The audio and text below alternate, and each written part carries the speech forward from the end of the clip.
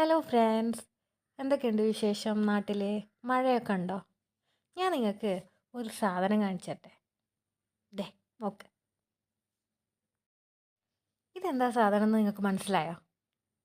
ഞങ്ങളിതിനെ മഴത്തുള്ളി എന്നാ പറയുക. നിങ്ങളെന്താ പറയുക? ഇപ്പോഴത്തെ കുട്ടികൾക്ക് ഇതെന്താണെന്ന് അറിയുമൊന്നും അറിയില്ല. പക്ഷെ ഞങ്ങളുടെയൊക്കെ കുട്ടിക്കാലത്ത് ഈ സാധനം വെച്ചിട്ട് ഒരുപാട് കളിച്ചിട്ടുണ്ട്. സ്കൂളിൽ പോകുമ്പോഴും വരുമ്പോഴും പിന്നെ പീടികയിൽ സാധനമൊക്കെ വാങ്ങിക്കാൻ പോകുന്നേരം അപ്പോൾ ഒക്കെ ഈ സാധനം പറിക്കും. ഈ മഴത്തുള്ളി പറിച്ചിട്ട് നമ്മൾ കണ്ണിൻ്റെ ഇവിടെ ഇങ്ങനെ പീലീൻ്റെ ഇടയിൽ വെച്ചിട്ട് ഇങ്ങനെ കൺപീലി ഇങ്ങനെ അങ്ങോട്ടും ഇങ്ങോട്ടും അടച്ചും തുറന്നും കളിക്കുമ്പോൾ നല്ല സുഖമാണ്, കണ്ണിന് നല്ലൊരു തണുപ്പ് കിട്ടും. അന്നൊക്കെ ഇത് പ്യുവറായിരുന്നു, ഡയറക്റ്റ് നമുക്ക് കണ്ണിലൊക്കെ തേക്കാം. പക്ഷേ ഇപ്പോൾ അറിയത്തില്ല, അതുകൊണ്ട് ഞാൻ കയ്യിൽ മാത്രം ആക്കിയിട്ട് കാണിച്ചു തരാം.